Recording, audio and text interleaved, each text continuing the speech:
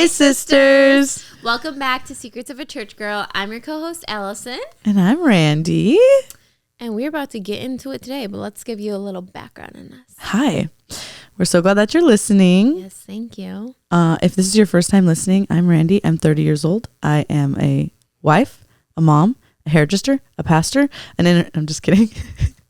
And the list goes on and on. And I love the local church. I'm Allison. I just turned 24 and I own a salon.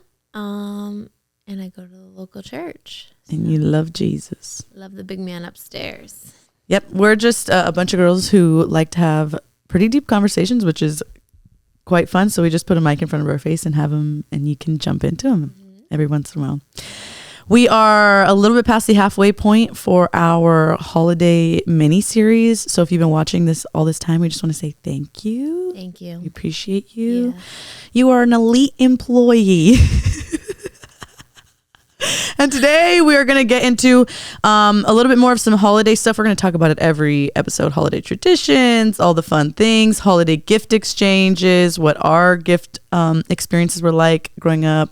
And then also just expectations. Some of the expectations that our family has on us that you have on your family, which can be really fun. Like you can expect that you're going to have some incredible tamales for Christmas, or you can expect that there's going to be a huge explosion every holiday. You know, it's far and few between. Everybody's experience is different. Yeah. But yeah, so we're going to get into a lot of some of that today, and we'll have some fun. So buckle up. Tune in especially if you're like, I like to listen to podcasts when I'm like doing laundry, I love washing dishes, like when I'm doing my chores, and I don't really listen to music anymore for that. I usually just do pods. When do you listen to them? Driving? Or getting ready, actually. Love a good pod. I like that too. Yeah. So, but we're excited. I wanted to start with some of, I think, my traditions. It's so funny because the last episode we were talking about like food and what you guys ate and like all that stuff like that. Mine is very different. So Thanksgiving and Christmas meals are like vastly different for us. So Thanksgiving is traditional. Like we have turkey, ham, like all that stuff like that. And then for Christmas, it's like all Mexican food. So it's like tamales and like birria and rice and beans and guacamole and carne asada. It's like all of that. But tamales are usually only during Christmas. Oh, really? Yeah, which kind of sucks because that's like one of my favorite Mexican meals is tamales. So hard to find good ones though. So we usually make them every year. Yeah. So like they call us tamaleras. Like all of the women in our family, we come together at my grandma's house one Saturday, like a few weeks before Christmas, and we make the base, which is called masa. So it's like this, like it's like more runny than Play-Doh, and like kind of like it reminds me of a hummus, like a little bit thicker version of hummus. Paste. Yeah, it's like a paste. That's the word. That's the word. And we'll come together and we make it, and then we make all of the tamales. So it's like a corn husk, which is the thing that goes on the outside of corn. It's a corn husk, and then you put that paste down, and then you fill it with meat. And like some people, you can fill it with whatever. Some people do like beans and cheese. We do those because we have some vegetarian cousins, like potatoes, meat. Our family puts a slice of potato in it, and we put a green olive, a black olive. My grandma, my dad's side does green olives. We do black olives. And then you roll them up and you freeze them. And then the way that you make it is you literally just steam them like in a boil. So like you do the big pots that have like, you boil water, and then you put a cage, kind of like a strainer, and then you sit them in there and they steam and they cook like that. Yeah. So I've good. had them a few times actually. We're going to make them this year again. Oh, very mindful. I'm very excited. I always we make like a ridiculous amount. Do you just put one olive in them? Yeah. Like one? Mm-hmm. So it's just one bite? Yeah. Okay. She's there and then she's gone. That was my experience too. So I was curious of that. Where did you have tamales first? California. Ah. Do you remember from where? They were homemade, I think. Oh, okay. Yeah. Well, there's this place in the desert, if you know, and they make tamales year round. And do some places not? Yeah, it's like very rare to find tamales on a menu in a Mexican restaurant. Oh. Mm-hmm. Okay. So there's this place that makes nachos, tamales, and they have like a breakfast menu. And I told you about the place you went, and I was like, go, please. But I don't think we made it. I don't think we went either. Did we have the nachos when you came with me? No, huh? I don't think so. Oh, so good. What is the place called? Ariolas. I think I did go there once. It's so good. But yeah, so anytime that when I lived in California, if I wanted a tamale on an off day, and theirs are like huge. Usually like our tamales are like normal because they're like smaller. But yeah, so we already are planning to do that again here this year. And my mom and my stepdad are coming for Christmas. So I think they're going to get here with enough time that we'll be able to like make some with them and stuff. She's probably going to bring some ingredients from California. I love that. Yeah. What do we eat? I feel like it's been, I don't know, like when I was a kid, it was definitely like very traditional, like similar to like, it was similar to Thanksgiving, but maybe like a roast beef. But like you said, like mashed potatoes, corn, like all that kind of stuff. But you said it changed recently. Yeah.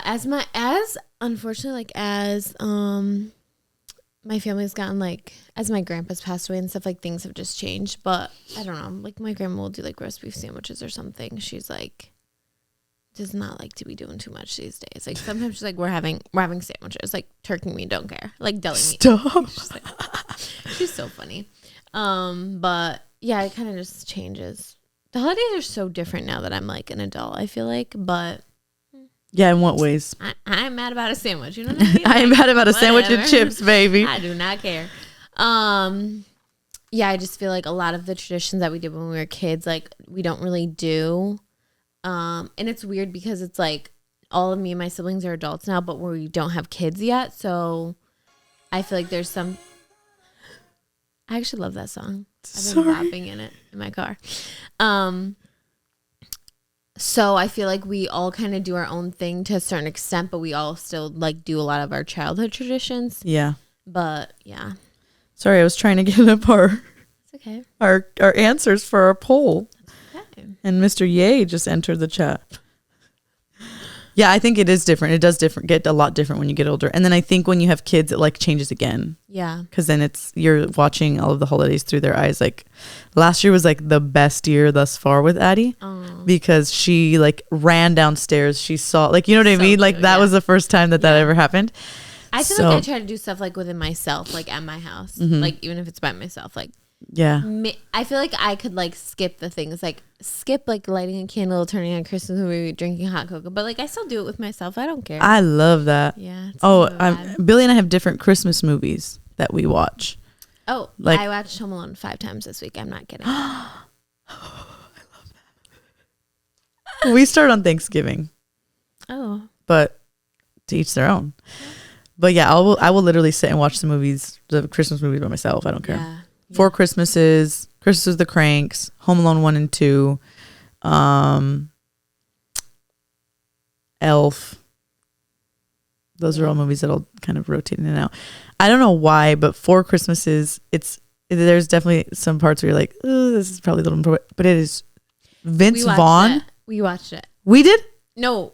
In Louisiana? I just watched it. Dude. And there was some moments I was looking at him. I was like, okay, we're just going to skip on past that. But it was hilarious. Dude. Hilarious. Vince Vaughn, I think, is one of the funniest actors ever. I don't know why. I don't know why. I think he maybe because he kind of reminds me of my dad in his humor a little bit. Okay. So I think that it feels familiar, but yeah, I think he's hilarious. Yeah, that was funny. Anyway, okay, so we started asking a few polls. I asked some on Instagram and asked the question, how do you feel about the holidays? These are the 3 responses you could give you could vote on a poll. So excited, can't wait. Not excited, I get anxious. And then the third option was indifferent, doesn't really affect me or excite me. 80% of people said that they're so excited. 88 actually said so excited, can't wait. 10% of people said not excited, I get really anxious. And then 2% of people said indifferent, doesn't really excite me. And I think that it just depends too on your upbringing, don't you think? Yeah, I think so. I feel like not just like, oh, things were horrible and I had traumatizing holidays, but like if it wasn't made a big deal for you growing up, you probably at this point don't think it's a big deal. Yeah. Do you get excited? Oh yeah. I feel like this is actually something so interesting I've been thinking about a lot because of my birthday and then because of like the holidays. Like I always feel like my birthday is like the transition into the holidays. But I feel like no matter how dysfunctional my family was, like those were made really big. And okay. even if they ended in chaos, it was like the lead up to it and all that stuff. So even now I feel like that when somebody like really celebrates me or we really do something like that's like a festive activity, like that makes me really excited. Like I love that. Oh yeah. I love that too. Yeah, I feel like our holidays for the most part were actually really good. So I'm always like really excited about the holidays. And I think too, like my sisters and I are really close. So like it just, I don't know. It also like makes me feel, because I'm married with kids and we all have our own families, that it is like when we feel like kind of like we're in our childhood again, that we're opening presents together and like we all have matching pajamas on and we're, you know, that I love, so cute. I love it so much. I think that you can, like you said, like there can be holidays that you've probably experienced that they ended not the way that they should have. But you can still like create something that the holidays that you want to have now, right? Yeah. Or do you feel like you kind of go in and you still expect them to be crazy, or what do you? I think I go in with a low expectation. Like try to just manage my expectation. Like no matter how this ends, you know, I can remove myself for one, but for two, I think it's like make it the best that I can. Yeah. Like I host Christmas Eve in my tiny little house and it's always fun. Like I love that. And I don't care if we're sitting on top of each other, like you're gonna have fun. So yeah, but I think just like controlling the things that I can control, like the environment of my home, but then just going into things still excited and you know. Yeah, I love that. Yeah. And then the next question we asked was, what are holiday memories like for you? Great, lots of family love, lots of traditions, love, family, or not good, lots of pain, or lots of fighting, not much peace. So actually, this is pretty incredible. 92% of people said great, and 8% of people said not good. Which is similar to the people that responded and said that they don't feel really good about the holidays. Yeah. Which I think again correlates. Yeah, it correlates. When you have peace in your holidays and when you have peace in some of your core memories of life, then you there's room to create memories. Yeah. Like good memories at least. And I think too, you can create something that you never experienced. I know that almost sounds impossible. Like, how do I create something that I never knew of, or I don't even know what it feels like, or I don't even know how to create it? I think sometimes we can create the thing we crave the most, which is peace, joy, with, you know, when you really invite God in.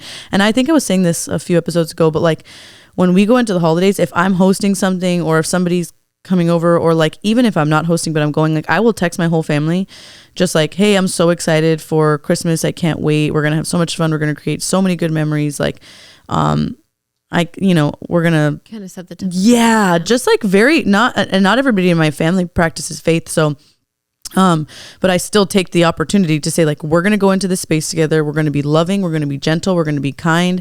We're going to eat so much good food. We're going to serve each other. We're going to love on each other. Our kids are going to love this. Like, and just thank you guys for like making this, like choosing to make family a priority. Yeah. And so even if that's not normal, you can break the norm. Yep. It's going to be uncomfortable. That first text that you send to a family that's like super loving, if you don't have a super loving family, it's going to be awkward. Yeah.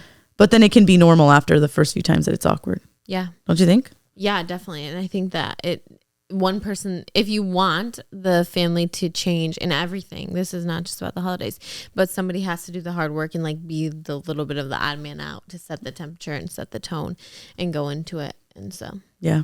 You kind of got to be okay with some of that, I think. Yeah. Okay. So we also put out, and this is just like fill in, give us any information, and y'all can send these to our email as well at any time. It is secretsofachurchgirl@gmail.com. But tell us about your holiday memories and traditions. So I'm going to read some. Oh, the first one says, since I can remember, we have a nacho bar on Christmas Eve. That's crazy. Cute. Nachos on Christmas. I love it.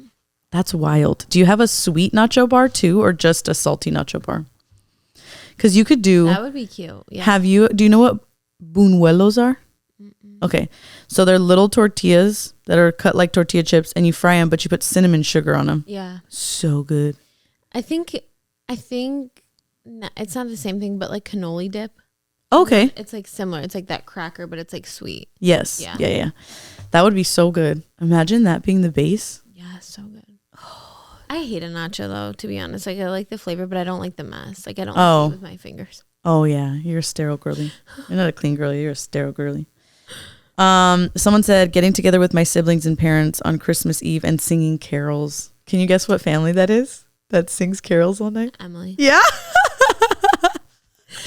Can I just watch? Can I have a ticket to that show? Oh my God, they're all so talented. That's a concert, baby. I want to just a little. Can my family just sit outside? We'll stand in the position of the carolers while you guys sing from the inside of your house. Yes. Okay, but one time I went Christmas caroling as a kid, and I remember like this woman like crying like because she was just like so like it was so sweet. But we should go Christmas caroling. I would love that. That's so precious. Just you and me.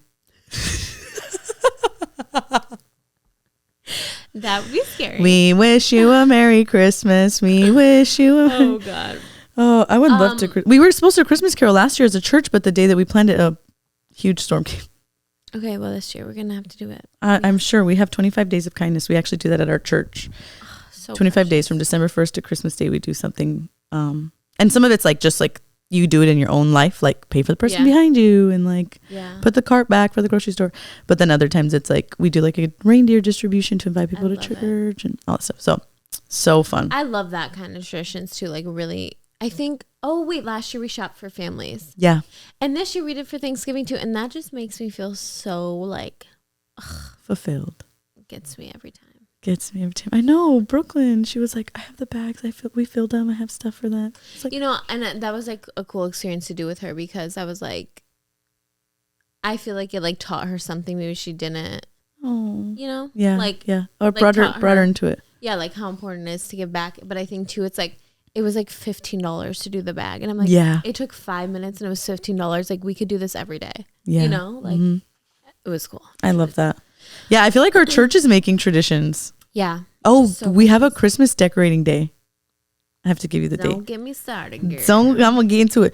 Yeah, we are definitely making traditions as a church like every year. We're doing our reindeer distribution. Our outreach team makes these reindeers with candy canes and we put an invite card and we hand them out. And then we also staple stickers onto them that just say you are loved. One of the most like influential or involved families in our church, like that's how they heard about church, and that's like their story, which is so cute. And they tell it every time. I know. So sweet. I love it. There are people that attend every week, super involved at our church, that came through the invitation of those reindeers, which I just love it.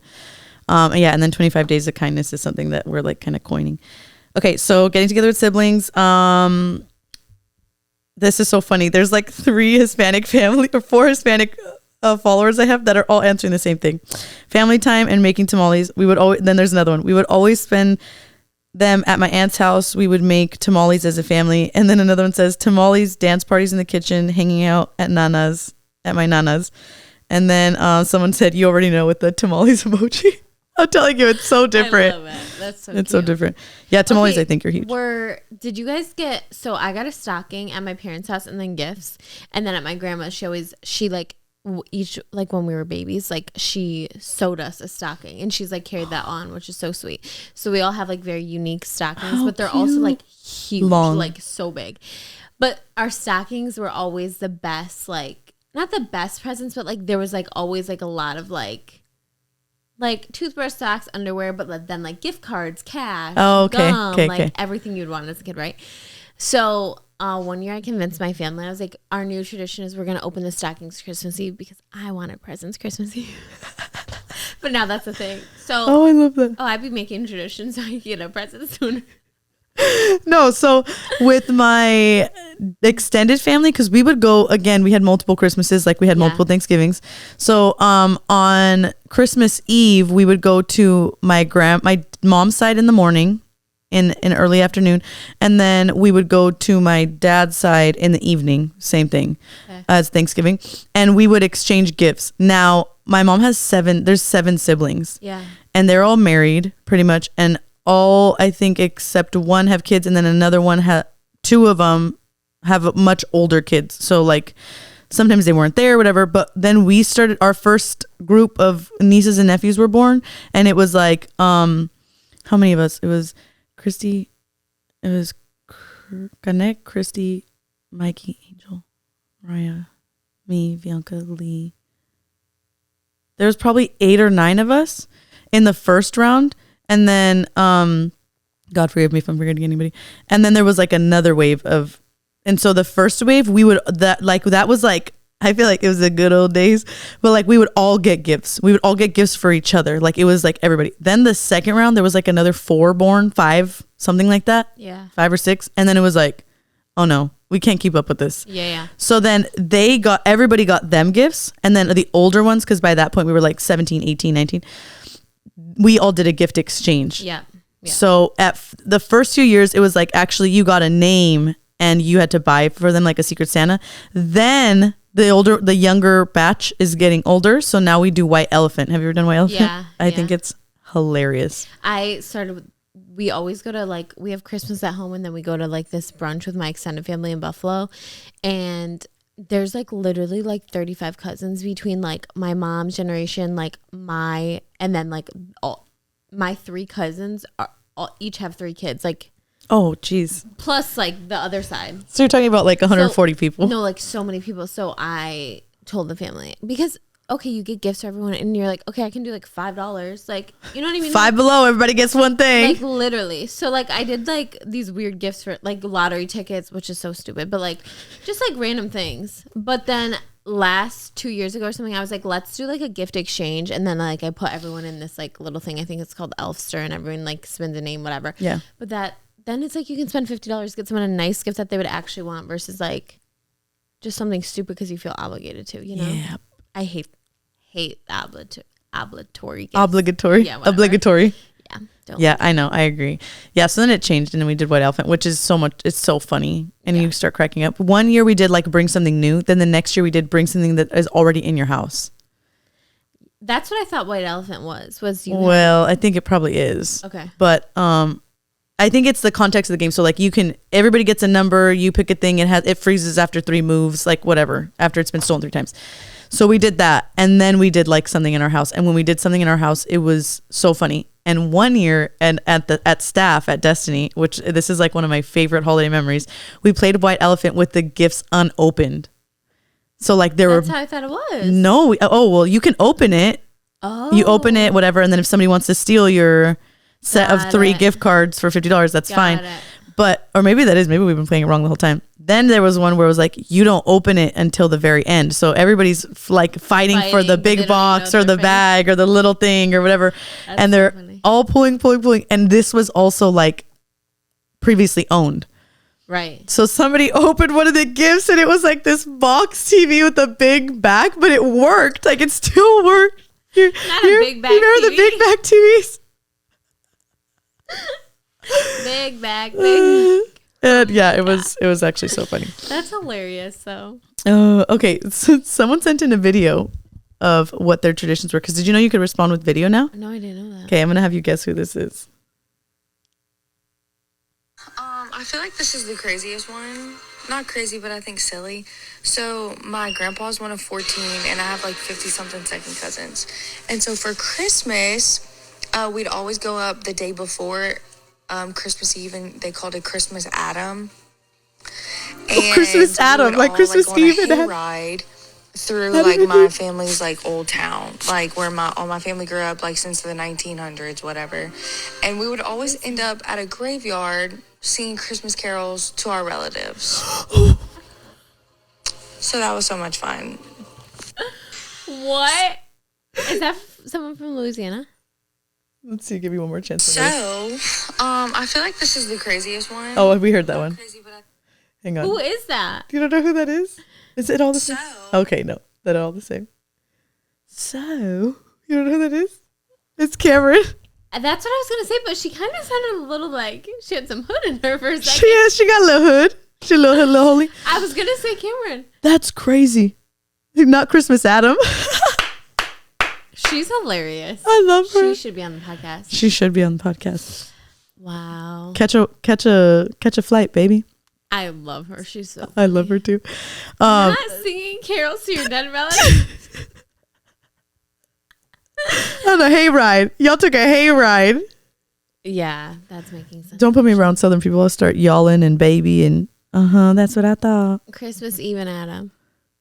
That's so funny. That's really funny. I love that. I love these memories that everybody's sharing. So cute. Yeah, I think we have a little bit of a shorter episode today, but we just want to dive into expectations quickly. I think what you said in the beginning was really good. I have a low expectation. I shift my expectations because anybody can expect whatever they want of you. They can tell you what you need to be. I think I've experienced this too, where holidays with my dad's side of the family are a little bit different now because the relationships have drastically changed on my dad's side of the family, and so they definitely expect me to be there every year, or probably want me to there. Last year there was a big emotional upheaval during the holidays, and I think people get more emotional around the holidays because they have an expectation that you should show up no matter what. But I think in some environments it's not really healthy, and it's not really like emotionally safe, and so I know that they have an expectation that I ignore those things, and that I just overlook them, and it should be fine, and it should be this, and it's the holidays, and it's your family, and you should this, and you should that. And I totally understand that, and I respect that. But I'm responsible for my own soul that I have to caretake, but I also have to be responsible and caretake of my daughter. And I don't really care what you expect of me. I care what is healthiest for us and for our family and for my daughter. And so I think what you were saying though is like your expectations have changed because you can't really get them to change anything about themselves during the holidays. They're the same people they are all year on the 25th of December and on the last Thursday of the month. Like they're going to be the same human beings. We can't expect them to just prop up and be completely different.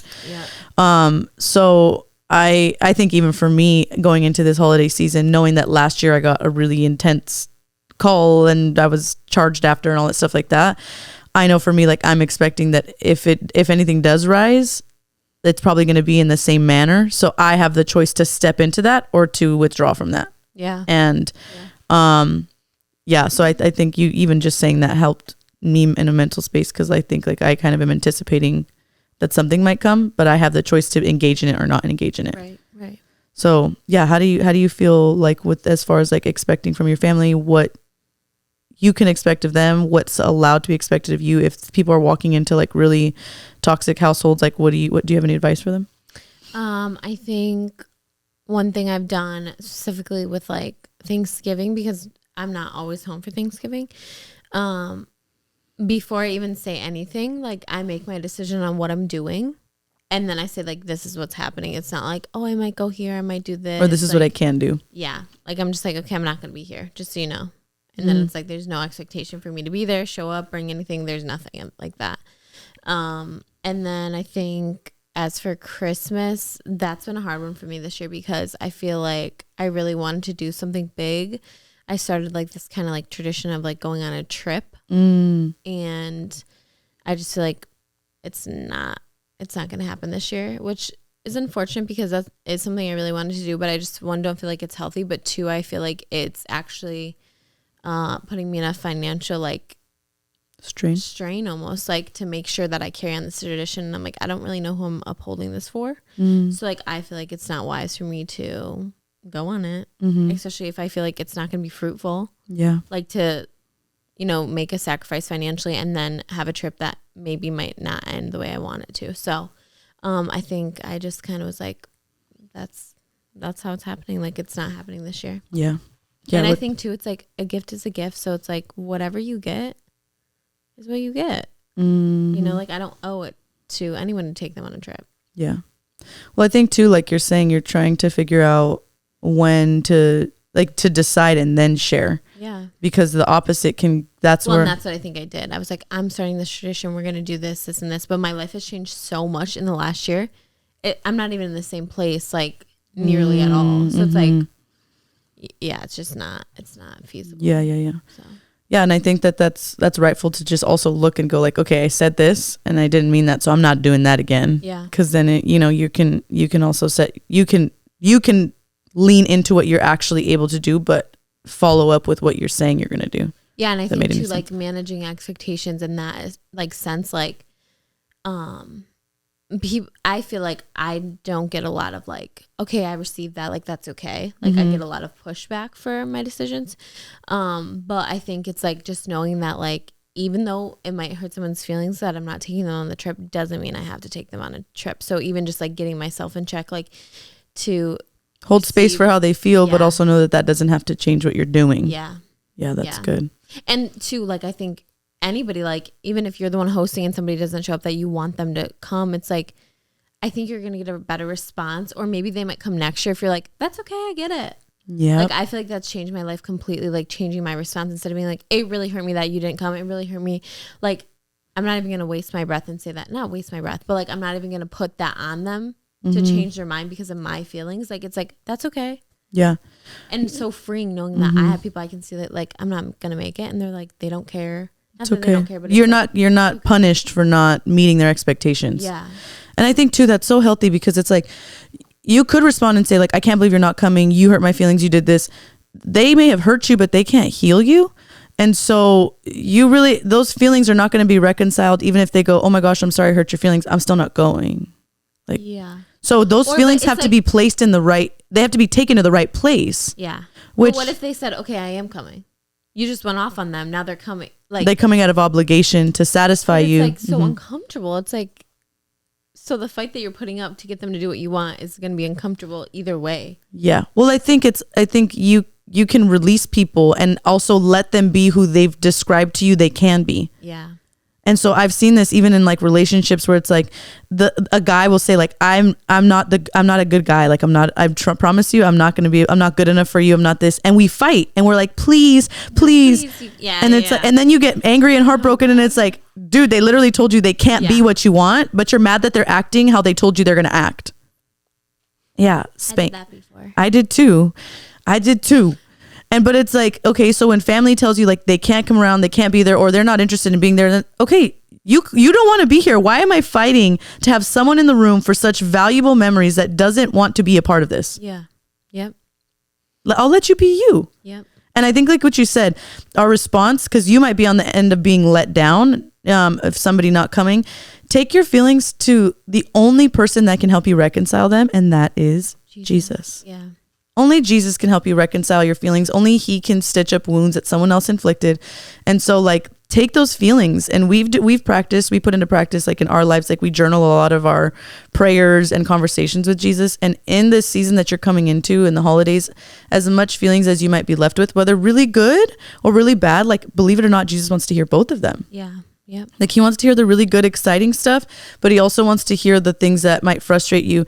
And I think us telling everybody that hurts us our feelings, I think it can, like on a really small undertone, be a way of trying to control people.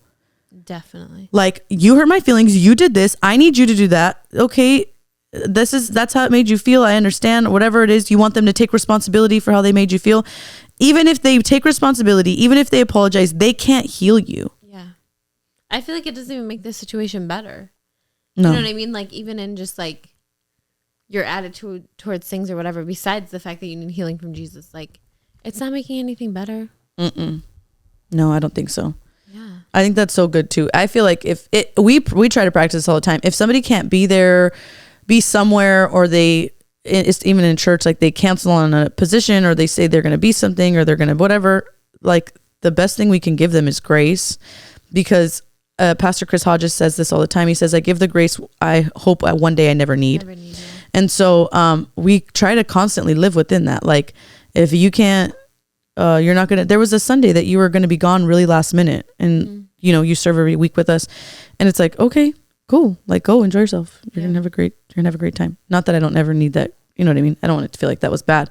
She can take weekends off whenever she wants, and it's not really that big of a deal. We'll manage. And I think that's a reality, is like, you'll manage. God will still show up in your holidays. He will still create in you a new memory. He will still be present for you. And is he enough for you through the holidays, far beyond the memories, the food, the gifts, the people that are there and not there? I think Jesus wants to be enough for the holiday season for you. Yeah. So, and that's the whole reason for the season when we get down to it. So yeah, and I think we have to kind of sift through that every holiday season.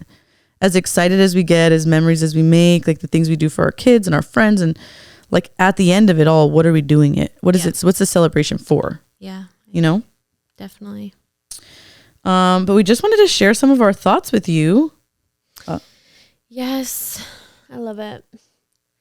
Do we want to do a little Post journals. Yes. Okay, as you guys know, we've been doing our post secrets because we believe that you can confess to Jesus to be forgiven, but you confess to others to be healed. Amen. And I want to be healed, baby. Help me, Lord. But this whole book is basically people writing in secrets that they need to confess. So even people that don't even know Jesus still feel the need to confess, because I think that's the way we were wired.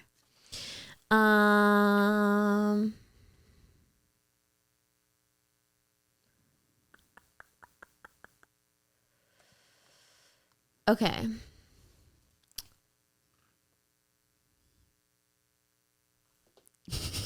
We can clip some. Some of these are really funny.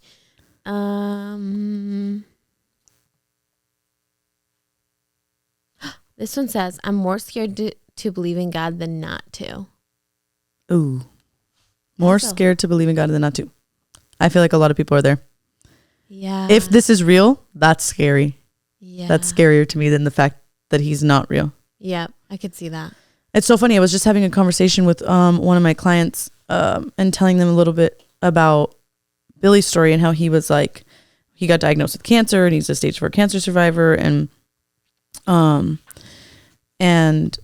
all this stuff. And basically like how he was practicing, like almost like he was an atheist, and how he said this. He was like, my lack of belief was the lazy way out. Now that in hindsight, it's like the way out that's just better. I could disassociate. I could say there's no consequences for my actions. Yeah. There's no meaning to life. There's nothing. Like if that's easier than actually discovering like that God is real. Yeah, I feel like sometimes having a moral compass is so much more work.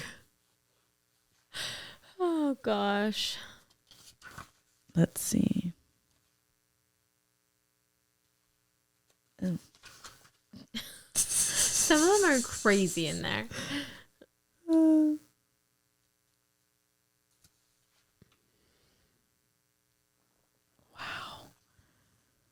That is crazy. Are you traumatized? Yeah, a little bit. Some of them are very traumatizing, low-key.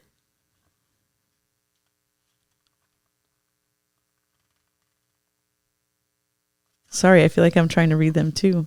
Oh, no, it's okay. Oh my goodness.